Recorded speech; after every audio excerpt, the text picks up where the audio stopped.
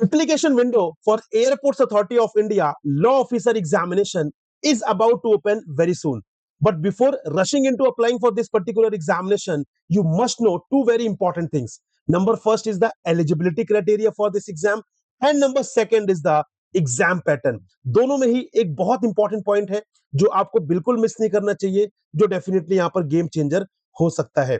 सो discussion start करने से पहले एक बहुत इंपॉर्टेंट चीज, अगर अभी तक आपने हमारे YouTube चैनल को सब्सक्राइब नहीं किया है, so please do subscribe it. यहाँ पे आपको रेगुलर बेसिस पर बहुत इंपॉर्टेंट इंफॉर्मेशन मिलती है. साथ में मुझे इंस्टा पर फॉलो करना भी ना भूले. चलिए स्टार्ट करते हैं डिस्कशन गाइस. यहाँ पर देखते हैं eligibility criteria and exam pattern in detail for AAAI law officer examination.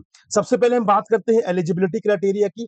So eligibility criteria में there are two important points that you have to keep in mind. Number first is the educational qualification. तो educational qualification यहाँ पर दोनों position के लिए, मतलब यहाँ पर आप देखिए जो लॉ ऑफिसर की पोजीशन है वो मैनेजर लेवल पर भी है एंड जूनियर एग्जीक्यूटिव लेवल पर भी है, राइट. तो हमें दोनों के हिसाब से देखना है. सबसे पहले बात करते हैं educational qualification for manager. So you must have a LLB degree and candidate should be eligible to get himself enrolled as an advocate in Bar Council of India to do practice in courts in India, right. So यहाँ पे बहुत important चीज है कि एक तो आपके पास LLB degree होनी चाहिए obviously because you are applying for law officer position, तो वो तो मिनिमम रिक्वायरमेंट है. बट साथ में candidate should be eligible to get himself enrolled as an advocate in Bar Council of India. तो यहाँ पे आपका एनरोलमेंट कंपलसरी नहीं है, बट आप यहाँ पर एलिजिबल होने चाहिए ताकि यहाँ पर किसी भी तरीके का कोई ऑब्स्टिकल ना हो आपके एनरोलमेंट को लेकर एज एन एडवोकेट, राइट. तो यहाँ पर एनरोलमेंट मैंडेटरी नहीं है, बट यहाँ पे आप एलिजिबल होने चाहिए. एक्सपीरियंस की बात करें, सो एक्सपीरियंस यहाँ पे मैनेजर वाली पोजीशन के लिए है post qualification experience of 3 years in the field of law. तो आपको यहाँ पे 3 इयर्स का पोस्ट क्वालिफिकेशन एक्सपीरियंस रिक्वायर्ड है in the case of manager. So if you applying for law officer as a manager position के लिए आप apply करते हैं, इन दैट केस आपके पास 3 इयर्स का पोस्ट क्वालिफिकेशन एक्सपीरियंस होना चाहिए. देन आते second very important position junior executive law, जहां पर 6 पोजीशंस है, यहां पर आपके 2 पोजीशंस है. यहां पर बात करें सो LLB डिग्री सेम, और यहां पे अगेन वही सेम एलिजिबिलिटी कि आपको यहां पर आप एलिजिबल होने चाहिए ताकि आप एज एन एडवोकेट जो है वो एनरोल कर सके, ठीक है. बट यहां पे no experience required for this position junior executive law के लिए. यहां पे कोई भी एक्सपीरियंस रिक्वायर्ड नहीं है, मतलब अगर आप एकदम से फ्रेशर हैं तो डेफिनेटली आप यहां पर इस पोजीशन के लिए अप्लाई भी कर सकते हैं, राइट. एंड ये जो एजुकेशनल क्वालिफिकेशन वाला क्राइटेरिया, इसके लिए कट ऑफ डेट है 7 सितंबर 2026, व्हिच मींस एज ऑन 7 सितंबर 2026 आपके पास एजुकेशनल क्वालिफिकेशन वाली जो ये एलिजिबिलिटी है वो होनी चाहिए. मतलब आपके पास डिग्री होना चाहिए और ऑब्वियसली आप एलिजिबल होना चाहिए.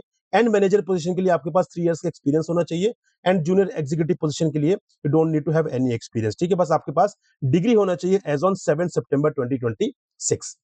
बात करते हैं एज की. तो एज में अगर आप मैनेजर पोजीशन के लिए अप्लाई कर रहे हैं सो आपकी एज मैक्सिमम 32 इयर्स से ज्यादा नहीं होनी चाहिए as on 7 September 26 which is the cut off date. और अगर आप जूनियर एग्जीक्यूटिव लॉ पोजीशन के लिए अप्लाई कर रहे हैं तो in that case maximum age आपकी 27 ईयर से ज्यादा नहीं होनी चाहिए एज ऑन 7 सितंबर 2026.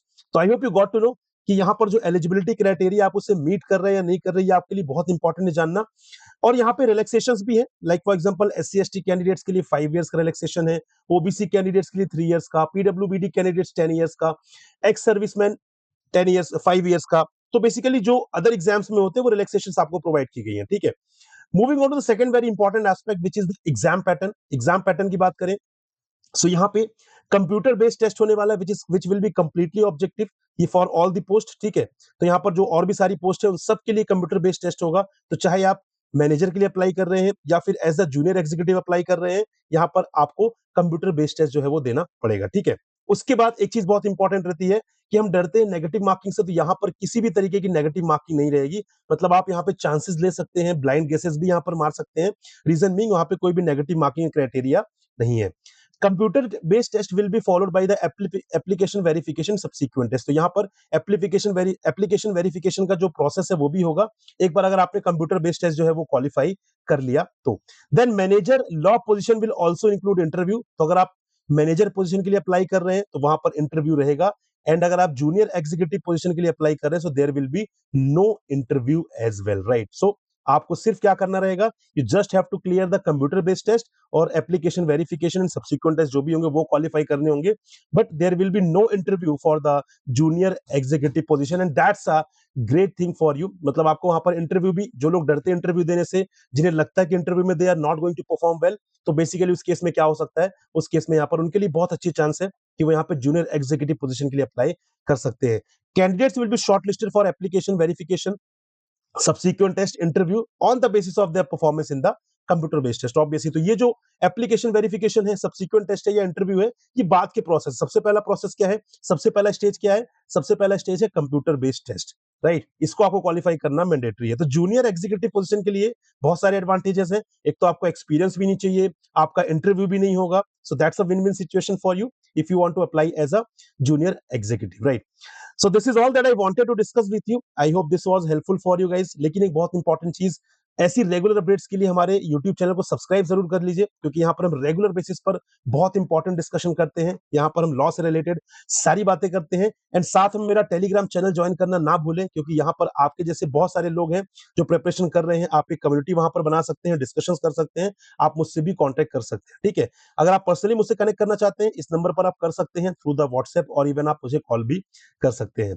So thank you very much for watching and listening me guys. मिलेंगे नेक्स्ट वीडियो में, तब तक के लिए जय हिंद।